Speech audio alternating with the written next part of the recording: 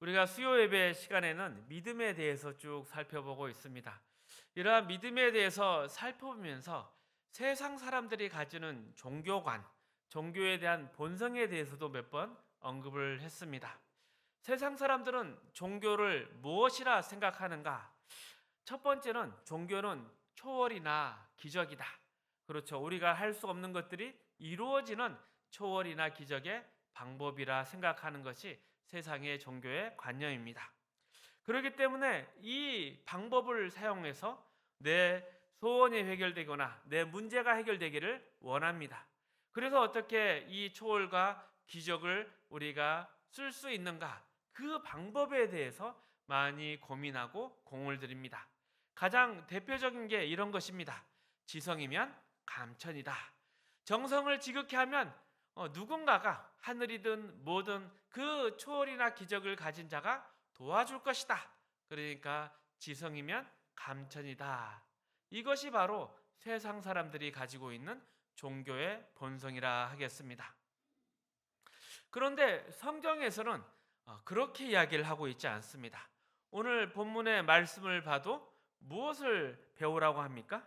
인내를 배워라. 이렇게 이야기를 하고 있지 않습니까? 인내. 그러니까 뭔가 이 인내가 있어야 한다는 것은 기적이나 초월로 한 번에 해결되지 않는다는 의미를 가지고 있습니다. 그리고 또 인내를 하려면 지성이면 감천이다. 우리의 정성을 더욱 쌓고 쌓아서 더 부어서 마침내 감동할 때까지 우리가 인내해야 하는 것인가? 이렇게 생각할 수 있는데 그것도 전혀 아닙니다. 성경에서의 인내라는 것은 그런 차원의 것들이 아닙니다. 그래서 주변을 살펴보면 이렇게 기독교를 표방하는 이단들이나 사이비들이 어떻게 사람들을 현혹시키느냐, 이런 기적이나 초월로서 사람들을 현혹시켜 가지고 너희가 진짜 믿음을 가지고 있다면 이 모든 것들이 하나님이 한 번에 해결해 주실 것이다. 병이 낫고 실패가 회복이 되고 원하는 대로 돈을 벌게 될 것이다. 이렇게 사람들을 현혹하고 있습니다. 그런 현혹이, 그런 시험이 먹히는 이유가 뭐겠습니까? 우리도 그러한 종교적 본성을 가지고 있다는 뜻이 아니겠습니까? 그래서 우리는 이렇게 생각을 하죠. 하나님께 진심과 열심으로 매달리면 하나님이 반드시 줄 것이다. 하지만 성경은 그렇게 이야기를 하지 않습니다. 읽었던 야고보서에서는 너희 믿음의 시련이 인내를 만들어낸다. 인내가 너희에게 필요하고 너희에게 인내를 꼭 배워야 한다. 이런 이야기를 자주 하고 있고 로마서 5장에서도 이렇게 나오고 있습니다. 우리 로마서 5장의 말씀 함께 읽어보겠습니다. 3절 4절입니다. 다만 이뿐 아니라 우리가 환난 중에도 즐거워하나니 이는 환난은 인내를, 인내는 연단을, 연단은 소망을 이룰 줄 알미로다. 아멘. 자, 소망을 이룰 줄 알미로다. 그러니까 소망. 우리가 바라는 것이 이루어지는 것, 문제가 해결이 되는 것. 그것이 능력이라 합니까? 믿음이라 합니까? 아니면 기도라 합니까? 아닙니다. 절대 그런 이야기를 하고 있지 않고 환난, 인내, 연단 이것이 소망을 이루는 방법이라 이야기를 합니다. 환난, 인내, 연단 이것을 하나로 줄이면 뭐겠습니까? 고난이 소망을 이룬다. 시련이 소망을 이룬다. 우리가 생각하기에 우리가 열심이고 진심인 올바른 믿음이다 생각하는 것을 가지고 있으면 소망을 이루어 주겠구나. 그러니까 뭔가 우리의 믿음에 대한 목표나 보상으로서 이렇게 소망이 이루어질 거라 생각하는데 성경은 그렇게 이야기를 하지 않습니다. 아예 대놓고 이렇게 이야기합니다. 믿음이라는 것은 시련을 이기는 것이다. 믿음이 너의 소망을 이루어지는 것이 아니라 믿음은 시련을 견디는 것이다. 이렇게 이야기를 하고 있는 것입니다. 그러니까 우리가 뭔가 세상적인 일들을 다 내려놓고 또 금식해 가면서 이렇게 하나님 앞에 엎드려서 무엇인가 열심히 강구하면 그것이 우리의 소망을 이룰 거라 생각하지만 성경은 소망을 이루는 방법이 시련, 고난, 환난 이런 것이다 이야기를 합니다. 물론 약속과 소망이 믿음의 내용이고 목표인 것은 맞습니다. 그러나 이것이 우리에게 약속과 소망이 믿음이란 이름으로 주어질 때 그것은 뭔가 기적이나 초월에 의해서 한 번에 이루어지는 뭔가가 아니고 인내라는 이름으로 어떤 과정이 필요하고 시련과 환난에 시간이 필요하다 이렇게 이야기를 하고 있는 것입니다. 요한계시록 3장 말씀은 빌라델피아 교회에 보낸 편지입니다. 우리 10절 말씀 함께 읽어보겠습니다. 내가 나의 인내의 말씀을 지켰은즉 내가 또한 너를 지켜 시험의 때를 면하게 하리니 이는 장차 온 세상에 임하여 땅에 거하는 자들을 시험할 때라. 그러니까 빌라델피아 교회에게 너희가 믿음을 가졌구나, 너희가 믿음을 지켰다 이렇게 이야기를 하고 있는데 그 표현이 인내의 말씀을 지켰다 이렇게 나오고 있습니다. 여기서 말씀은 아까 나누었던 것과 연결해 생각해 보면 이것은 약속이요 소망에 속하는 내용들이라 하겠습니다. 그 약속과 소망들을 인내로 지키고 있다. 이런 이야기를 하는 배경에는 어떠한 것이 전제되어 있을까요? 지금 그 결실이 맺어지고 있구나. 현재 그 보상이 주어진 것이 아니라는 것을 포함하고 있는 이야기인 것입니다. 우리가 주목해야 될 부분이 바로 이 부분입니다. 인내를 좀 더 풀어서 설명하기 전에 믿음이라는 것이 뭔가 세상적인 어떤 시간과 과정이 생략되고 기적과 초월로서 한 번에 완벽하게 이루어지는 그런 신비한 방법이 아니라는 것입니다. 그런 식으로 기대하는 것이 믿음이 아니다. 그렇게 매달리는 것이 믿음이 좋은 것이 아니다. 여기에서부터 이 이야기들을 펼쳐가야 될 것 같습니다. 자, 믿음이 좋다는 것은 시련을 당하는 것이고 환난을 당해서 여호와여 어느 때까지 나를 영원히 잊으시리까 이런 시편의 고백처럼 그런 과정 가운데 서 있는 것이라 이야기할 수 있습니다. 우리가 신앙이 좋고 믿음이 좋다 하면 뭔가 부정적이거나 소극적이거나 걱정과 의심 이런 건 아무것도 없는 전적인 하나님께 의존함으로써 뭔가 흘러넘치는 끊임없는 감격과 기쁨이라 생각하는데 그렇지가 않다는 말입니다. 데살로니가 전서에서도 이런 내용들이 있습니다. 데살로니가 전서 1장 2절에서 3절까지 말씀입니다. 함께 읽어보겠습니다. 우리가 너희 모두로 말미암아 항상 하나님께 감사하며 기도할 때 너희를 기억함은 너희의 믿음의 역사와 사랑의 수고와 우리 주 예수 그리스도에 대한 소망의 인내를 우리 하나님 아버지 앞에서 끊임없이 기억함이니.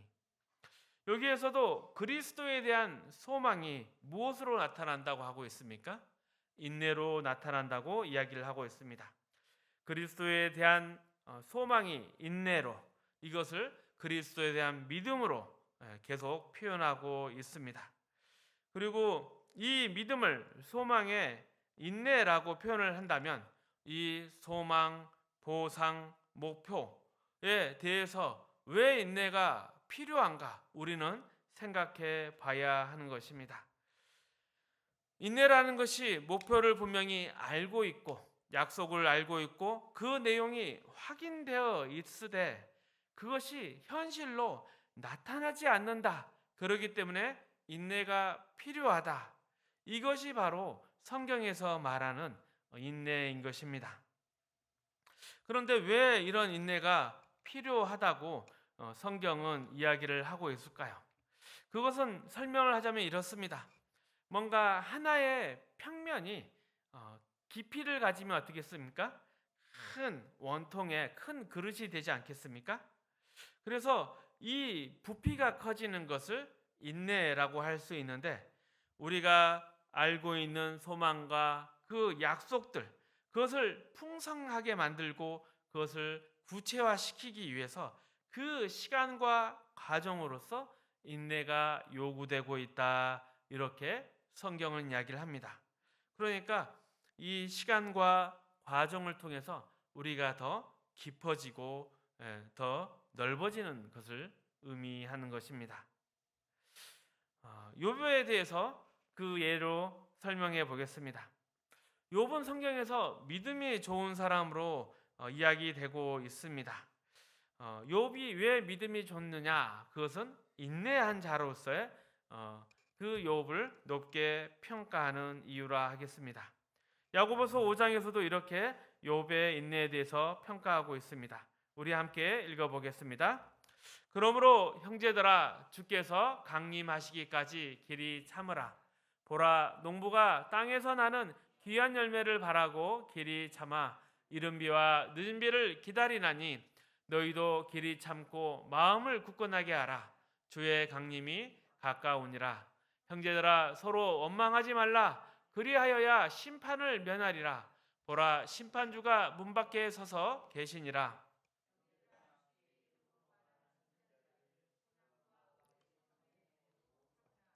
보라 인내하는 자를 우리가 복되도다 하나니 너희가 욥의 인내를 들었고 주께서 주신 결말을 보았거니와 주는 가장 자비하시고 긍휼히 여기시는 이시니라. 아멘. 그러니까 이 말씀에서도 욥을 인내의 최고의 모델로서 표현하고 있습니다. 욥은 분명히 하나님이 어떤 분이신지를 아는 자였습니다. 욥은 하나님이 의로우시며 선한 분이라는 것을 알고 있었습니다. 그런데 분명히 자기가 뭔가 범죄하지 않았음에도 불구하고 왜 이런 부당한 대접을 받는가? 그래서 계속 하나님 앞에서 그 불만을 토로하고 계속 따져 물었습니다. 하나님, 왜 제게 이런 시련이 있습니까? 한 번만 만나 주시고 왜 이런 일이 벌어졌는지 설명해 주십시오. 이게 욥의 탄원의 내용이었습니다. 그런데 그 욥의 고통의 시간을 통해서 나온 결론이 무엇이었습니까? 내가 예전에는 하나님에 대해서 귀로 듣기만 하더니 이제는 눈으로 봅니다. 그 시련과 그 고통의 시간 가운데 하나님이 공의롭고 선하신 분이시다. 이렇게 생각했던 것들이 현실로 자신의 삶에서 드러나지 않기 때문에 왜 그렇다면 나에게는 그런 역사가 일어나지 않는가?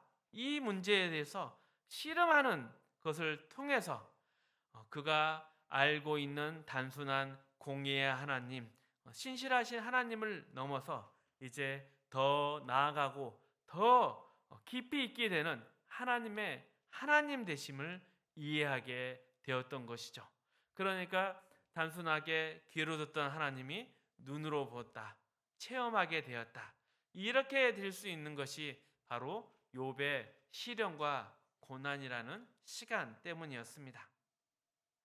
여기에 대한 더 극적인 모델을 찾는다면 하박국 선지자라 하겠습니다. 하박국서 1장 2절에서 4절 말씀입니다. 함께 읽어보겠습니다.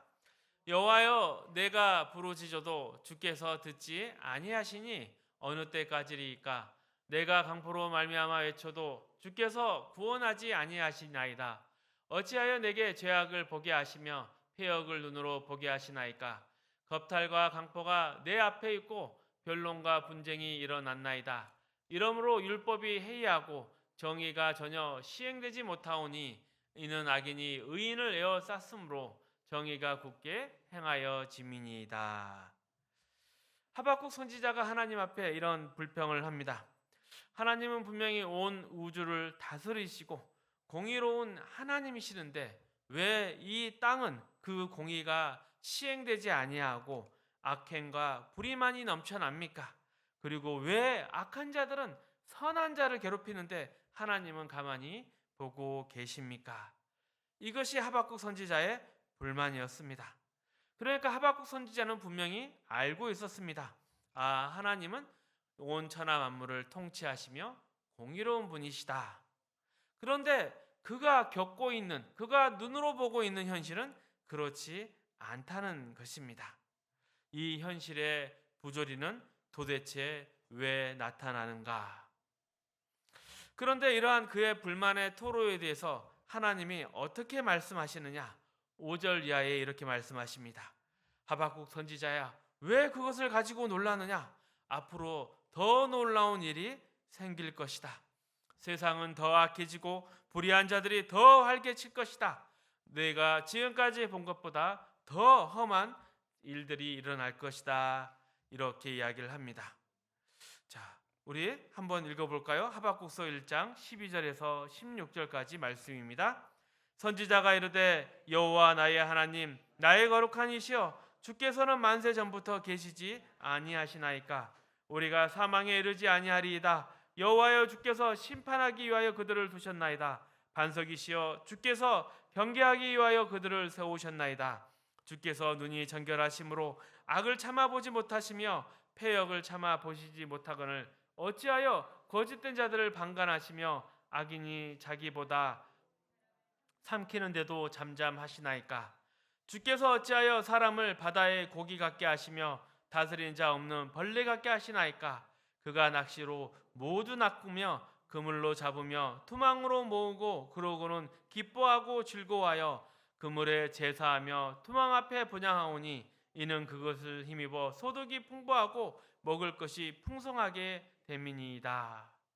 그러니까 처음의 모습보다 더 악한 일들이 일어나니 이 하박국 선지자가 놀란 것입니다. 아니, 이럴 수는 없습니다. 온 천하가 하나님 안에 있는데 하나님은 정말 의로운 분이십니까? 그런데 왜 이런 일이 생긴 것입니까? 앞에 봤던 욥의 경우나 하박국의 경우에도 이것을 분명히 알아야 하는 것이 있습니다. 그것이 무엇이냐? 그들은 믿음이 흔들리고 있는 것은 아니었습니다. 그들의 믿음은 견고합니다. 하나님이 누구인지를 알고 또 하나님이 결국 그분의 백성에게 공의를 베푸시며 복을 베푸실 것이라는 것은 분명히 알고 있습니다. 그런데 그 복이, 그 보상이 왜 지금 눈앞의 현실로 나타나지 않느냐? 그러기 때문에 하나님께 탄원하고 있는 것입니다. 하나님의 전능하심, 그 약속의 근거로 해서 우리가 하나님의 백성이 되었습니다. 우리가 하나님을 의지하고 살고 있는데 왜 나타내는 게 아무것도 없습니까? 이것이 바로 욥의 시련이고 하박국의 시련입니다. 그런데 하나님은 여기에 대해서 더 기다려야 된다 말씀하십니다. 무엇 때문에 그렇게 이야기하실까요? 그런데 그 시간이 있어야 그 깊이가 생겨나는 것입니다. 이 깊이가 있어야 더 넓어지고 더 깊어지고 더 많은 것을 담을 수 있는 것입니다. 그것이 더 풍성해질 수 있는 것입니다. 그래서 믿음이라는 것은 하나님을 믿는다, 안 믿는다, 여기에서 갈등하는 것이 아니라 분명히 하나님은 계시는데 하나님의 백성으로서 그 베풀어 주시는 복과 약속과 소망이 왜 현실 가운데 내 기대처럼 펼쳐지지 않느냐? 그것으로 시련이 오는 것입니다. 그러니까 믿은 그 효과가 나타나지 않는다. 거기에 대해서 의문이 생기고 거기에 시련이 있게 되는 것입니다. 그러니 하나님이 정말 계시냐, 계시지 않느냐 이 문제가 아니라 하나님을 믿는데 이것이 무엇인가? 보상은 없는가? 이것이 바로 시련인 것입니다. 그리고 이것이 바로 우리가 겪는 믿음의 문제라 합니다. 그런데 가끔 이것이 지나치다 보니까 과연 하나님은 계시는가? 이런 근본적인 시험에 빠지는 경우도 있게 됩니다. 하지만 시험이라는 것은 그러한 근본적인 질문에 대한 시험이 아니라 우리의 믿음에 대한 시험이라 하겠습니다. 하나님에 대하기보다는 하나님은 분명히 계시는데 그것을 붙잡고 있는 우리의 믿음에 대한 시험이라 하겠습니다. 자, 그러면 이 믿음의 시험에 대해서 우리는 어떻게 생각해야 될 것인가? 좀 더 열심히, 더 지극한 정성으로, 좀 더 극단적인 방법으로 더 하나님 앞에 나아가야 하는가? 하지만 그렇게 해답은 오지는 않습니다. 앞에 봤던 욥이나 하박국의 시간들을 한번 봐보십시오. 그 시간이 지나고 나서 해결이 되는 것은 어떻게 해결이 됩니까? 어떻게 보면 거기야말로 하나님의 놀라운 신비가 있게 되는 것이죠. 그들이 무엇인가 해서 무엇인가 지극과 정성을 바쳐서 되는 것이 아니라 하나님이 하나님의 때에 가장 좋은 곳으로 그러한 모든 문제를 해결해 주시고 하나님을 더 알아가고 믿음이 더 깊어져 가는 그러한 은혜를 베풀어 주셨습니다. 그러니까 우리의 믿음에는 이 시간이 필요하고 과정이 필요한 것입니다. 욥이 우리가 귀로 듣던 것을 하나님으로 본다. 드디어 눈으로 보게 됩니다. 이런 시간이 필요했듯이 또 하박국에서도 그 하나님을 보면서 정말 탄원했던 그 하박국에게 하나님이 주시는 약속과 그 결과들이 드러나게 될 때까지 시간과 그 과정들이 필요했습니다. 이 시간을 지나서 하나님이 무엇을 주셨는가? 여기에 대해서 하박국서 말씀을 통해서 좀 더 살펴보겠습니다. 하박국서 2장 4절 말씀입니다. 우리 함께 읽어보겠습니다. 보라, 그의 마음은 교만이며 그 속에서 믿음으로 말미암아 살리라. 분명히 하나님은 공의로운 분이신데 왜 현실이 이렇습니까? 저 악을 행하는 자들을 왜 그대로 보고 계십니까? 의로운 자의 핍박을 왜 보고 계십니까? 그에 대해서 주신 답이 바로 믿음으로 산다입니다. 이 믿음은 여러 가지 의미가 들어있지만 간단하게 정리를 해보면 이렇습니다. 이 믿음이라는 것은 하나님과의 인격적 교제라는 차원에서 그 본질을 가지고 또 이 믿음이 자라나는데 과정과 시간이 필요하다. 이것이 여기서 말하는 믿음의 핵심이라 하겠습니다. 그래서 이 의인은 믿음으로 말미암아 산다. 이것이 언제 실현되고 있느냐? 언제 그것이 드러나게 되느냐? 로마서 1장 16절 17절에서도 이렇게 이야기를 하고 있습니다. 함께 같이 읽어보겠습니다. 내가 복음을 부끄러워하지 아니하노니 이 복음은 모든 믿는 자에게 구원을 주시는 하나님의 능력이 됨이라. 먼저는 유대인에게요 그리고 헬라인에게로다. 복음에는 하나님의 의가 나타나서 믿음에 이르게 하나니 기록된 바 오직 믿음으로 의인은 믿음으로 말미암아 살리라 함과 같으니라. 아멘. 의인은 믿음으로 산다고 했을 때 여기에 그 해답이 나옵니다. 하박국 선지자의 불만, 하나님의 온 우주의 통치자 되심과 공의로운 분을 아시는데 왜 현실이 그렇습니까? 거기에 대한 하나님의 대답은 의인은 믿음으로 산다. 내가 믿는 그 하나님이 맞다. 지금 현실에 보상과 답이 없다고 해서 하나님이 믿을 만한 분이지 않기 때문에 현실이 그런 것은 아니다. 그리고 이 하나님이 얼마나 믿을 만한 분인가? 그것이 어디에서 드러났느냐? 그것은 온 역사와 온 인류 앞에 예수 그리스도의 십자가를 통해서 확실하게 드러났습니다. 이 얼마나 하나님이 믿을 만한 분이시고 공의로운 분이십니까?